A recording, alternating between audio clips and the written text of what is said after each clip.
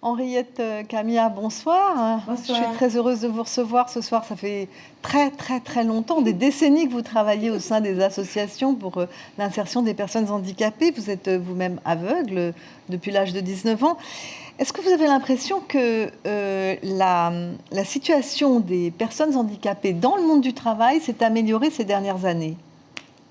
Honnêtement, vu de ma part, de ma situation de président de la fédération Tenu Otehuma, oui, je peux dire que les choses s'améliorent.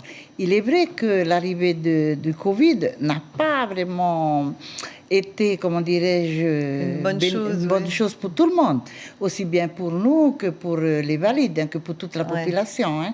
On est bien d'accord là-dessus. Mais cela ne va pas m'enlever. Je reste toujours positive sur le fait que, malgré tout ça, malgré tous les problèmes économiques, les personnes handicapées vont quand même trouver du travail. On a quand même des partenaires qui sollicitent la fédération pour embaucher des personnes handicapées. Alors, vous avez bien vu là, Newnet, l'entreprise qui vient d'embaucher la personne handicapée en CDI, et pourtant on est en période en début de cette année, et Cynthia, elle aura un CDI à la fin de son stage d'insertion. Alors, est-ce que vous trouvez que les textes incitatifs à l'emploi des personnes handicapées sont suffisants? Non, vous savez, au départ, tu sais, Olivier, nous, on pensait que les choses allaient se faire naturellement. Mais il est vrai quand même qu'il y avait des freins qui fait que la personne handicapée, elle est souvent caricaturée. Voilà, il y a un regard sur elle. Oui, un regard. Mais on fait tout. Nous, les personnes handicapées, pas que moi, d'autres, c'est ce qu'on essaie de faire changer ce regard, de donner l'exemple, d'être là partout, d'essayer de travailler comme tout le monde. Quoi que l'on dise, je suis aveugle, je suis quand même chef d'entreprise, on va dire comme ça, puisque être président d'une association, c'est quand même gérer du personnel, il y a la comptabilité, il y a tout. Donc, pas trop de réticence, Henriette. Là, on a entendu un patron qui disait que si la personne qui était en ce moment dans sa société voulait un CDI, il lui donnerait. En général, vous avez des bons retours des patrons?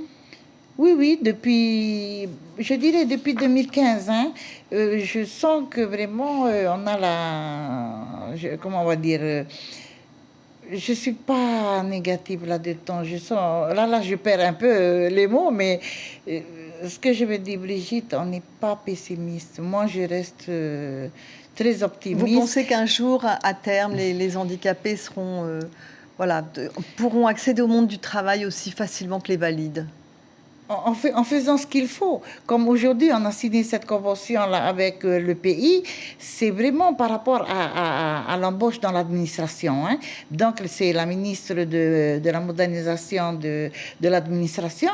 Dans cette convention, on parle de partenariat entre la DGRH, qui gère le personnel de la fonction publique, et la fédération.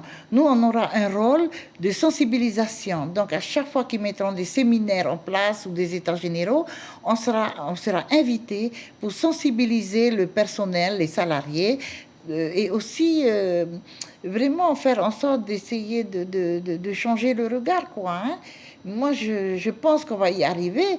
Et la convention qu'on vient de signer parle des DOD. C'est quoi? C'est un dispositif où un jour dans l'année, l'administration va accueillir au sein de ses services des personnes handicapées qui vont venir découvrir les métiers de l'administration, et en même temps, les personnes qui vont les recevoir seront sensibilisées.